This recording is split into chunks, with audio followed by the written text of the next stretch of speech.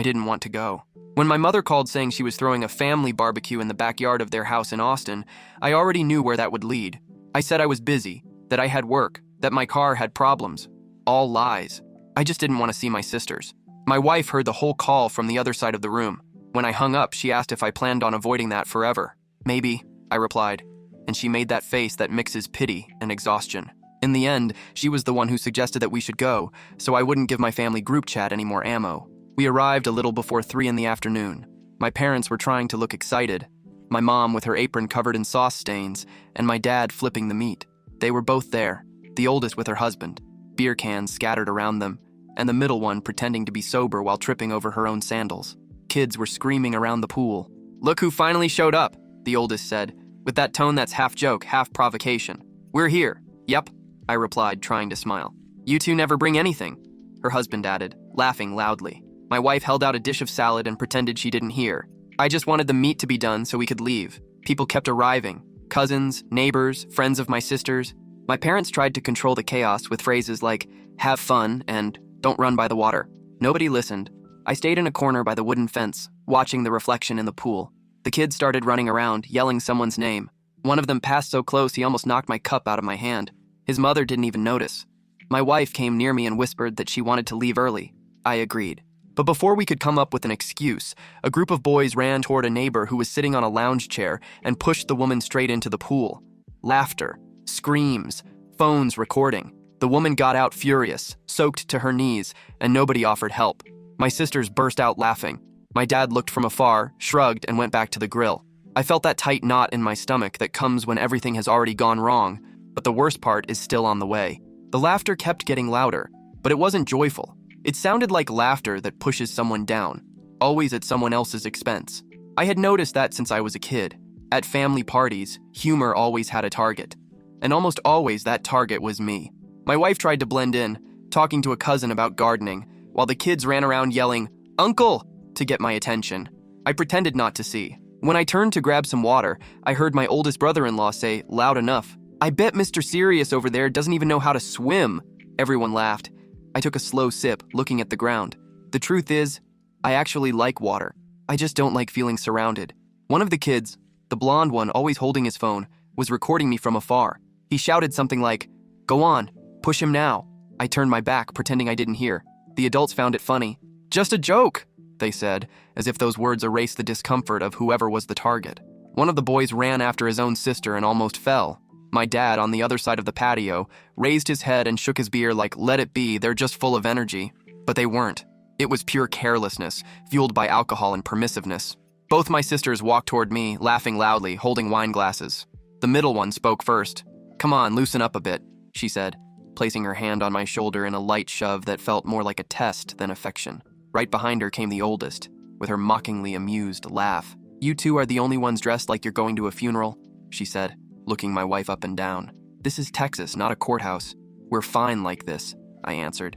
Their laughter faded slowly, replaced by a short, tense silence.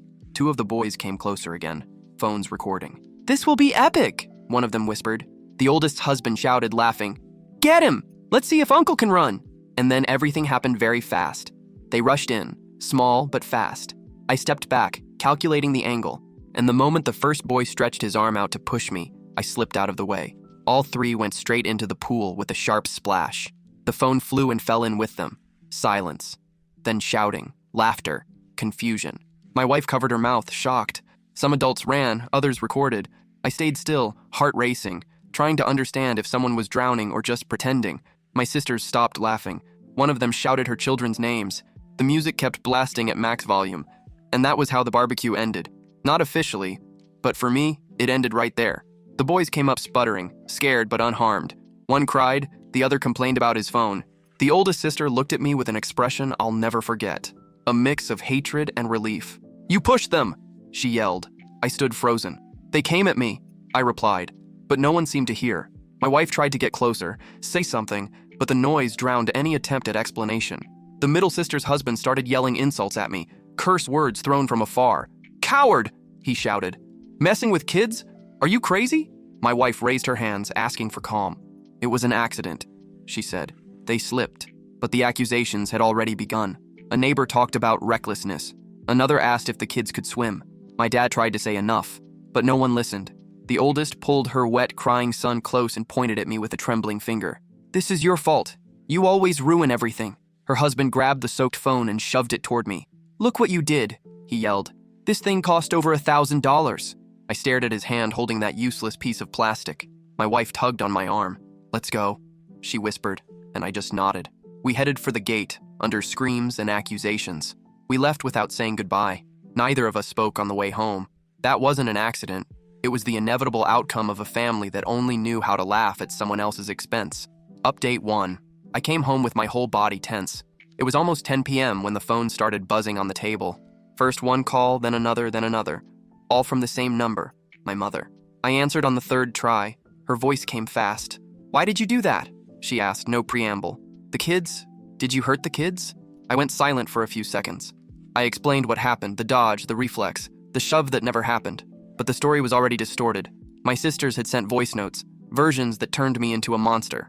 When she said, "Your sister's been crying since 5 o'clock, I realized there was no way to explain anything. I hung up before the conversation turned into an interrogation. My wife looked at me from across the room, lying on the couch, her gaze tired. "They've started?" she asked. "They have." The voice notes started coming, one after another. "You're a coward. You're not even a man. I hope you never show up here again." The messages came with crying emojis. With each one that arrived, I blocked the number. First one sister, then the other, then the husband's. I blocked my parents last, and that was the one that hurt them most. The silence after that was strange, but also a kind of relief. I stared at the ceiling and wondered how many times I'd already gone through smaller versions of that same war. The next morning, I found an email from my mother. "Your father is disappointed. You need to apologize." My wife came closer and said, "You're not going to reply, are you?" "No," I said. "I think it's over." But it wasn't over. 2 days later, the posts started. Photos of the kids with ambiguous captions, catchphrases, passive-aggressive lines anyone in the family would understand. I became the public villain of a suburban barbecue. My wife suggested I delete my social media. I did it right then. It was the first easy decision I'd made in a long time. The next calls came in waves. First, my mother trying to pick up the pieces with lines that sounded rehearsed. "The family needs to talk," she said. "No one is okay." Then my father, with that tone of tired authority. "Fix this now, son. These things don't drag on." I stared at the phone ringing, not answering. Sometimes I let it go to voicemail. I tried to work, but my mind spun in circles. One night, after 9 p.m., she said something that kept echoing. "You need to draw a line on the ground and not let anyone cross it." I thought about that for the rest of the week. The line. So I wrote a short message to my mother. "I will not join any conversation unless there's respect." I sent it and turned off my phone. The next day, I found a printed letter in the mailbox. My mother always preferred paper when she wanted to dramatize. Her handwriting was shaky.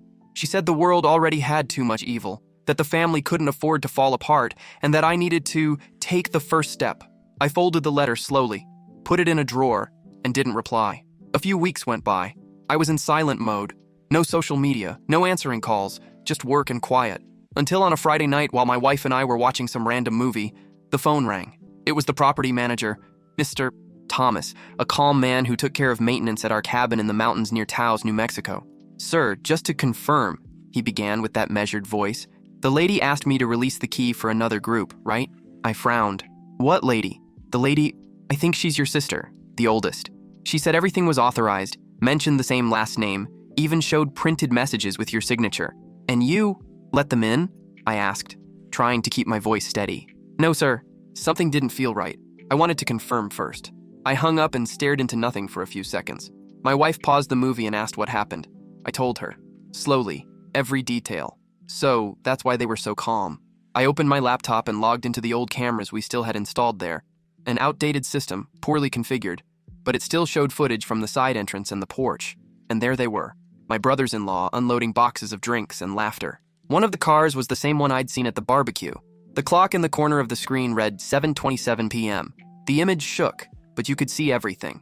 Chairs being dragged, the fire pit lit, the blue cooler leaning against the wooden wall. It wasn't just trespassing. It was methodical betrayal. They had the key, the alarm code, knew the schedules, knew I avoided going up to New Mexico at that time of year. The next day, I drove up there. The cabin was empty, but the smell of smoke and alcohol still hung in the air. Leftover food in the sink, cigarette butts on the floor, and a wet towel thrown over the couch. I found a crumpled note on the counter. "We just used it for a few days. I'll explain later. I changed all the locks the next day. I installed new cameras with direct access on my phone. I asked Mr. Thomas to do weekly inspections. My wife helped me in silence. When we were done, we looked out at the rolling hills. I sat on the porch and recorded a quick video. A simple recording with the full date and time. I saved the file on the computer as a record, not to press charges yet. In the following days, no messages, no calls. Until about a week later, Mr. Thomas sent me a short notice. Your sister called. She said she tried to come pick up some things and the key didn't work. She asked if you changed the locks. Minutes later, her message arrived on my phone. Why did you change the locks? This is abuse. I deleted it without replying. That same day, my wife and I had just gotten back from the store when the phone rang. It was Mr. Thomas. His voice, usually calm, was cut with urgency. Sir, I'm sorry, but I think the house was broken into. For a second, I thought I'd heard wrong. Broken into? What do you mean? I asked. The side door's destroyed. There's a car parked in the driveway. It's not yours. I've already called the police. I felt my whole body go cold. The call dropped and, on instinct, I opened the camera app. The image was shaking, but you could see it. 2 men, my brothers-in-law, on the porch dragging black bags and talking loudly, as if the place were theirs. My wife came closer and looked at the screen over my shoulder. I don't believe this. I grabbed the car keys and went. When I arrived, there were already patrol cars in front of the property. 2 officers were talking to Mr. Thomas, who was gesturing, nervous. One of the gates was open. Are you the owner? The officer asked when I approached. I nodded, handing over my documents. The men inside are your relatives? They were, I replied. Now they're intruders. My sisters arrived soon after, when the brothers-in-law were already being handcuffed. The oldest tried to cross the police tape, shouting my name. This is insane! They didn't do anything! The officer blocked her with his arm. Ma'am, return to your vehicle or you'll be detained as well. They just went in to grab a few things.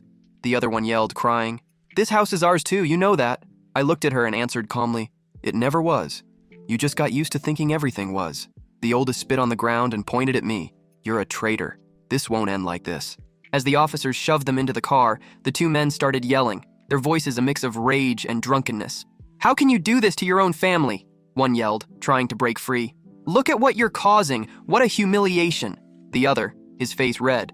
This won't end like this. You'll regret it, you hear me? We just wanted to use this old house for a bit. One of the officers told them to shut up and slammed the patrol car door. That door slam was almost satisfying. But even inside, their voices went on, muffled, confused, full of that typical mixture of guilt and victimhood. I stood still, not answering. In that moment, I realized how their pride was tougher than any shame.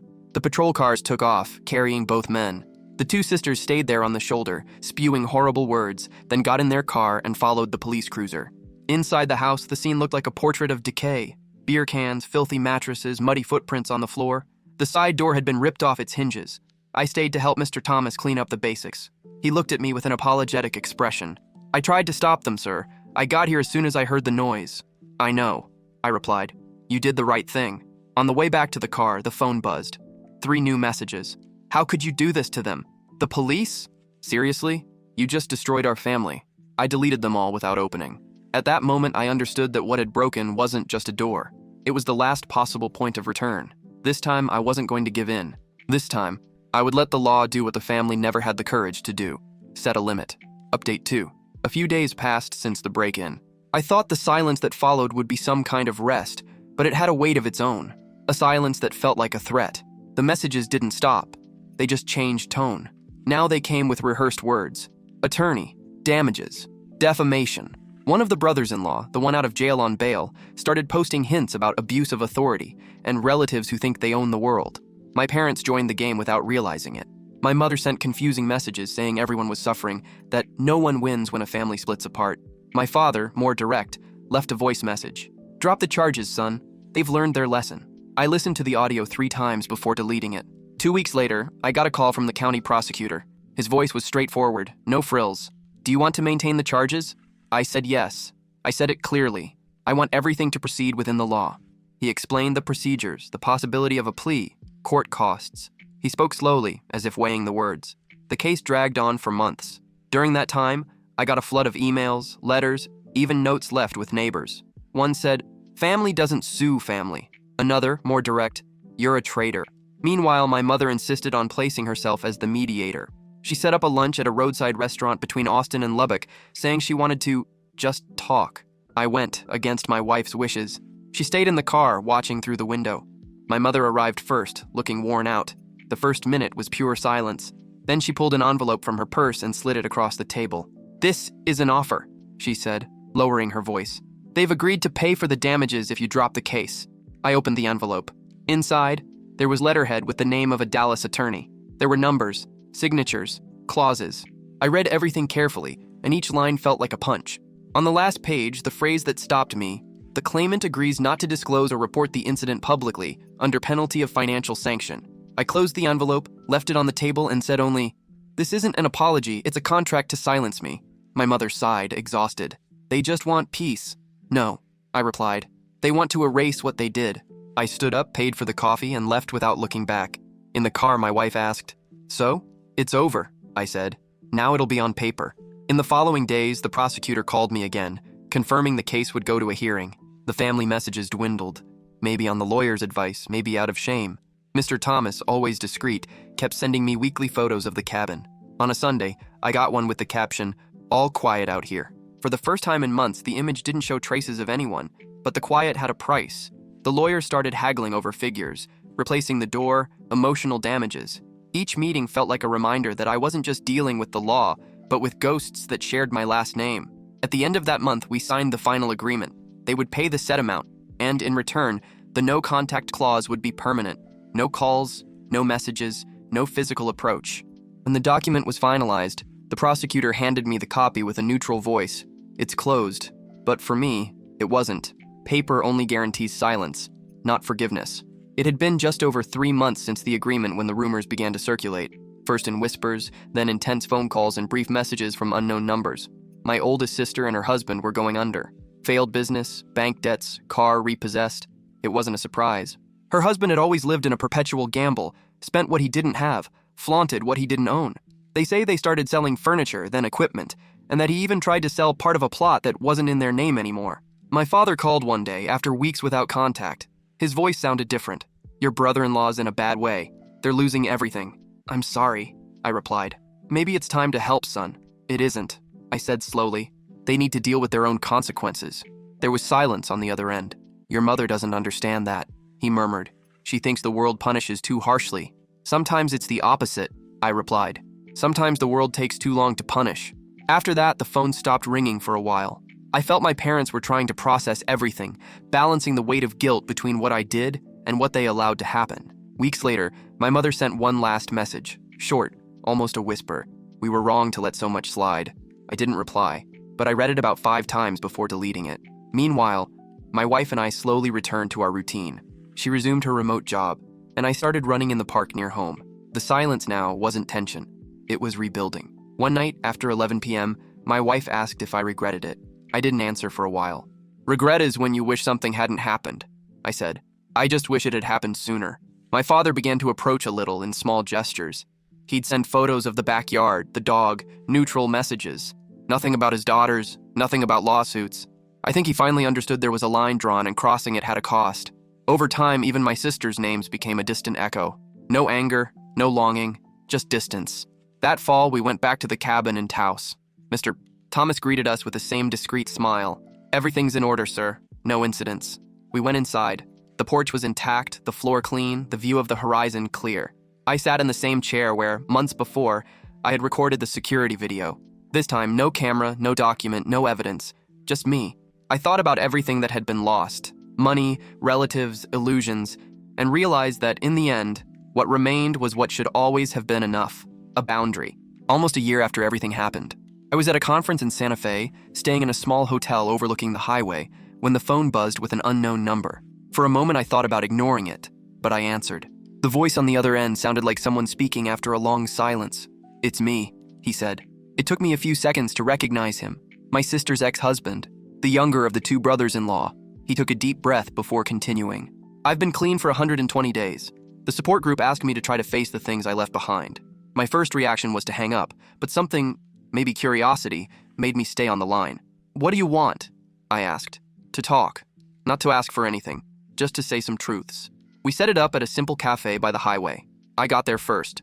I ordered black coffee and stared out the window until I saw him park. He was thinner, clean-shaven, with his gaze down. When he sat, he stayed a few seconds without speaking, his hands trembling. "I know nothing I say changes what happened," he began. "But I want you to know that we hated you." I looked at him, trying to tell if that was provocation.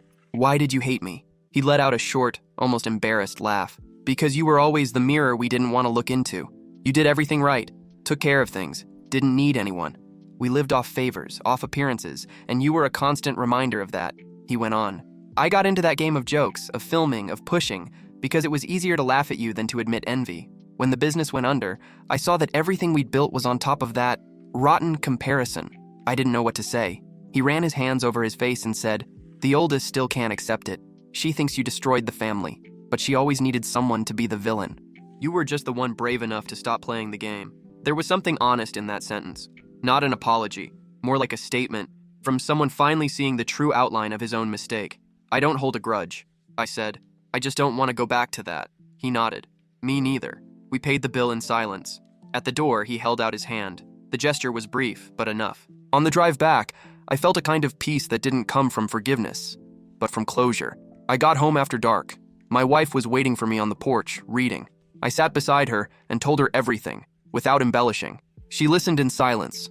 There was no reconciliation, no promise, no return, only understanding. I thought about how time cleans things, with no rush at all.